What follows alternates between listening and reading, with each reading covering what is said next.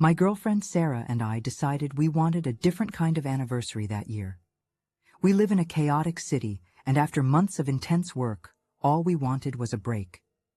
The idea of renting a secluded cabin popped up out of nowhere, but it seemed perfect. We found an Airbnb in an isolated area, surrounded by forest and far from any neighbors. The owner assured us the place was safe and ideal for those looking for peace and quiet. As soon as we arrived, we felt the calm of being away from everything, just the two of us, surrounded by the sound of the wind and the smell of damp earth. On our first night, we built a campfire and enjoyed the starry sky, laughing and talking about everything. But on the second day, something strange happened. After a walk through the forest, we came back inside and saw a pair of muddy boots in the entryway that weren't ours. They were there, leaving marks on the wooden floor that I knew we hadn't made. Sarah thought they might belong to the owner, but I was sure they hadn't been there before. The detail that made me shiver was the fact that the boots were still wet, as if someone had just used them. We tried to ignore it, but something inside me couldn't fully relax. During dinner, I noticed Sarah was restless too, constantly glancing at the door. And then, as if the universe wanted to mess with us, we found something else, an old jacket thrown over the couch. It was a gray, heavy coat with worn fabric and a strange smell, a mix of mold and something sharper, almost metallic. I knew that hadn't been there when we left in the morning, but I didn't want to scare Sarah, so I said that maybe the owner had left some things around the house and we hadn't noticed. But inside, I was feeling an intense chill. After that, we locked every door and window and decided to call the owner. I explained what was happening, but he seemed to think we were exaggerating, saying there was no one around, and we had probably just missed those items before. Even as I tried to convince myself he might be right, the feeling that we weren't alone didn't go away. That night, we lay in bed, but sleep wouldn't come. Every creak, every slight sound from the old wood made my heart race. I looked over at Sarah, who was also awake, and realized we were both waiting for something, or someone. The night seemed to drag on, each minute more tense than the last. At one point, I heard footsteps outside, light, but unmistakably someone walking around the house. I got up slowly and went to the living room window, opening a small crack in the curtain. There was no one outside, just the dark forest, but the sound continued, as if the person knew exactly where to walk to stay out of sight. My stomach tightened, and I went back to the bedroom, trying not to alarm Sarah, who was staring at the door, clenching her hands. We decided to stay silent, each holding our breath at the slightest sound. Then we heard the sound of a key being inserted into the lock. It turned, but it didn't open. We had bolted it shut. Absolute silence fell over the house, and for a moment, I thought it might be in my head. But then the doorknob rattled again, harder, like someone was really trying to get inside. My skin prickled, and I felt an almost paralyzing panic. I whispered to Sarah to try calling the police, but our signal was completely out of range, which only added to our desperation.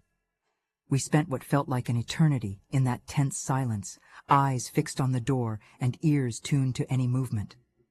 The rattling finally stopped, but the fear didn't fade. I felt on the edge of collapse, as if I were stuck in that moment of terror, not knowing what would happen next. Finally, the silence was broken by heavy footsteps, moving away slowly, fading toward the forest. We waited a little longer before we gathered the courage to check the entire house, each holding something we could use as a weapon. There was no sign of anyone, and the strange items, the boots and the jacket, were still there, proof that it really happened. The next morning, we packed up quickly and left without looking back. The Airbnb owner finally responded to our last message, apologizing and saying he would check on what could have happened. But honestly, we didn't want to know anymore. To this day, we have no idea who that person was or what they wanted with us. Sometimes, I wonder if it was just a lost traveler, or someone with far darker intentions. And every time I remember that night, the feeling of dread comes back as if I were right there again, in that house, waiting for the next sound, the next attempt to break in.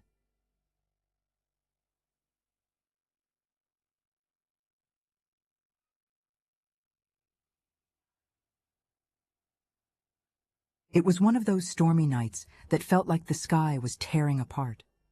The rain was pounding against the windows so hard that each drop felt like a punch, and the thunder shook the house as if something colossal was raging outside. I'm a single mom, and back then, my kids were just 7 and 4 years old. We were all in the living room, wrapped up in blankets, trying to distract the kids from the noise outside. The power had been out since the evening, and we relied on a few scattered candles, which, honestly, made everything feel even creepier.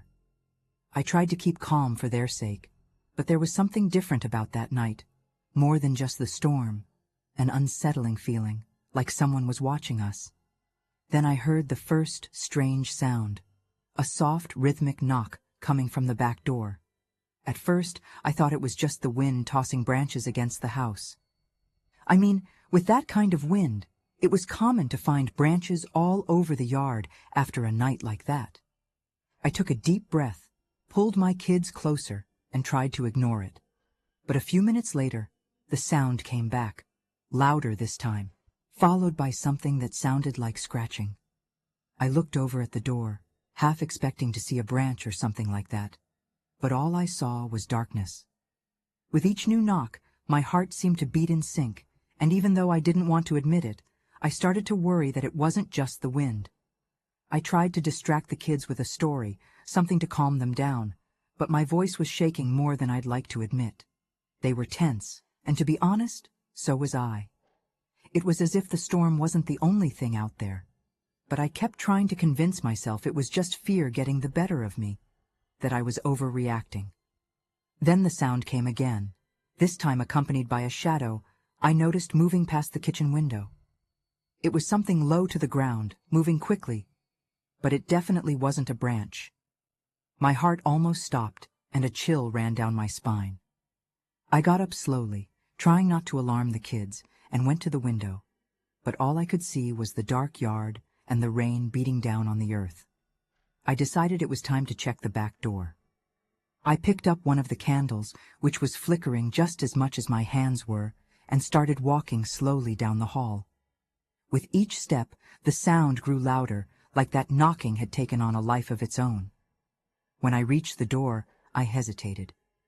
I took a deep breath and prepared to open it, but then I saw something that made me freeze. Footprints. In the mud, right near the door, there were barefoot prints, small but perfectly visible. They came from the yard and went around the side of the house. At that moment, I knew. Someone was out there, and it wasn't just the wind. My first impulse was to lock all the doors and windows, but, to be honest, my head was racing. I knew calling the police was the best option, but with the storm knocking down power lines, we were isolated. My cell barely had any signal, and each attempt at a call dropped in seconds. I went from window to window, checking that everything was locked, while the kids, now picking up on my tension, started asking questions. I tried to stay calm, saying everything was fine, but my eyes kept darting to the back door. Each time lightning lit up the night, it felt like the footprints became even clearer, reminding me that someone was out there somewhere. I went back to the living room, trying to decide what to do. We just had to make it through the night, but every second felt like an eternity. The knocking and scratching continued, on and off, as if whoever was out there knew exactly how to scare us without showing themselves. Each new sound made my heart race, and I fought hard not to let the fear take over. At some point, as I turned to grab another candle, I heard one last loud knock, and then silence. Absolute silence. It felt like even the storm had stopped for a moment. I held my breath, waiting for something more, any sign that it was over, but the feeling that something was there, watching, wouldn't go away. After a few minutes, that stillness started feeling even more menacing. I decided to take one last look around the house to make sure everything was safe, even though my intuition was screaming at me not to leave the living room. With a small flashlight, I went to the back door and shone it into the yard. The rain was still falling hard, but when the light swept over the ground, I noticed that the footprints in the mud were now more scattered, as if whoever it was had come back and circled the house multiple times. Just then, I heard a slight creak coming from the side kitchen window. The curtain swayed slightly, and for a second, I thought it was the wind, until I realized the window was slightly open, even though I was sure I'd locked it before. I quickly shut the window and returned to the living room, where I stayed awake until dawn, unable to relax for even a second. When the sun finally started to rise and the storm began to die down, I went outside to check the footprints more closely. But to my shock, there was no trace of them anymore. It was like they'd never been there. I spent the day feeling on edge, trying to come up with a rational explanation, but to this day, I still don't know who or what was lurking around our house that night. After that, I added extra locks to all the doors and windows, and I've never felt at ease during a storm again. Something, or someone, was there, and no matter how hard I try, I can't shake the memory of those knocks and scratches at the door.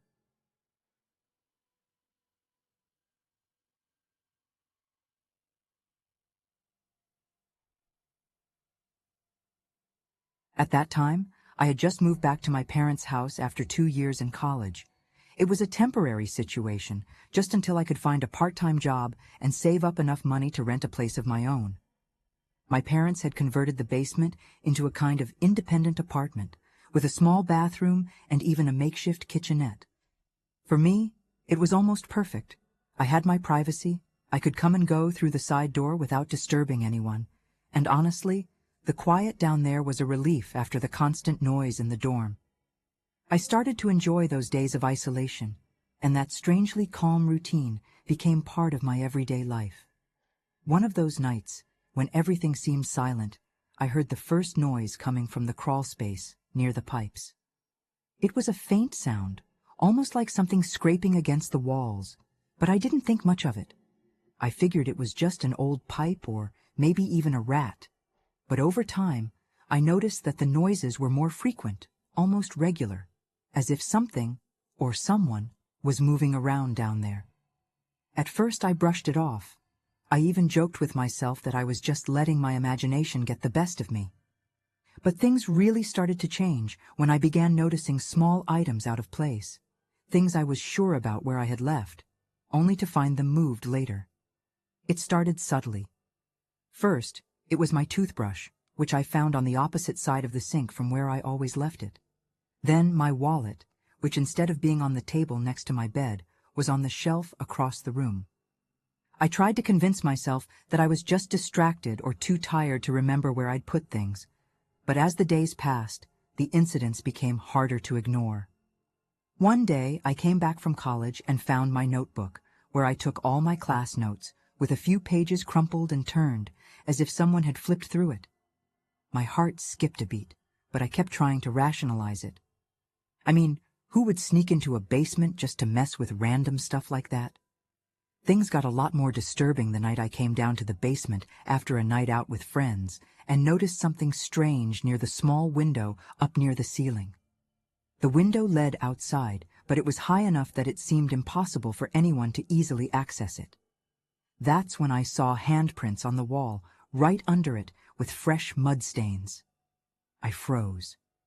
It was as if someone had forced their way in through the window and crawled inside.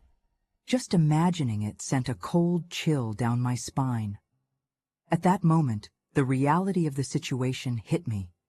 I was alone, trapped in a basement with a tiny window as the only quick way out, and the thought that someone might have found a way in made me stay on high alert.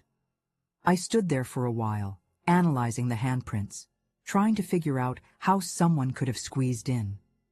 The basement was cramped, full of old boxes and furniture, and no matter how much I looked, I couldn't find a place where someone could be hiding. But the feeling that I wasn't alone was inescapable. My heart raced as I checked every corner, almost expecting to find someone there, watching me from the shadows. The night barely passed after that. I locked myself in the bedroom within the basement, but every little sound made me jump out of bed. Every creak, every wall crackle, felt like a sign that something was lurking. By morning, I decided I had to do something about it. I tried talking to my parents about what happened, but they thought I was exaggerating, blaming it on study stress, even suggesting it might be some prank. Unsatisfied, I wedged a chair under the door handle that night and used an improvised lock on the basement window. I was determined not to be caught off guard again, but deep down, I knew none of it eased the feeling that someone was already nearby, watching. The next night, when the silence felt almost absolute, I was woken up by a heavy sound, like something dragging across the floor. My heart raced, and for a few seconds I stayed still, trying to convince myself it was just my imagination. But the sound continued. It was a slow, rhythmic dragging, coming directly from the hallway leading to the entrance. I barely breathed as I tried to listen more closely, and that's when I heard a sigh, low and raspy, followed by a faint scratch on the doorknob. My body froze while my mind struggled to process what was happening. Someone was there, trying to get in. Somehow, I found the strength to get out of bed in complete silence and went to the door. I pressed my ear against the wood and felt a chill run down my spine. On the other side, there was soft, steady breathing, almost as if the person was waiting for something or someone. After a few minutes of pure tension, the sound started to fade away until it was completely gone. I stood there, motionless, for a long time before mustering the courage to look out the window. I didn't see anyone, but the handprints were back, clearer this time, as if someone had pressed their muddy fingers against the glass, leaving a haunting reminder of a presence that somehow kept coming back to that place. The next day, I decided I couldn't go on like this. I set up a small, improvised alarm system on the door and some areas near the window, using string and metal cans that would make noise if anyone tried to get in again. I spent the day nervous, each movement feeling like preparation for something I knew might be inevitable. Deep down, part of me hoped nothing would happen, that all of this had just been a mix of coincidences and paranoia. But as night fell, my anxiety returned in full force. It was already late when I heard the cans clatter to the floor.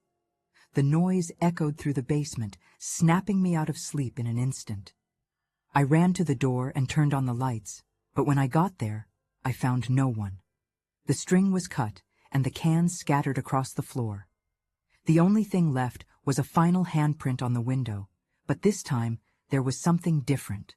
In the center of it, a small piece of paper was stuck. I carefully took the paper, trying to stay calm, and saw a message written in smudged letters, as if written in a hurry. "I know you're here." After that, I didn't wait another minute. I packed my things that same night and moved back upstairs with my parents. We never found out who or what it was, but after everything I went through, all I know is I never want to be alone in that basement again.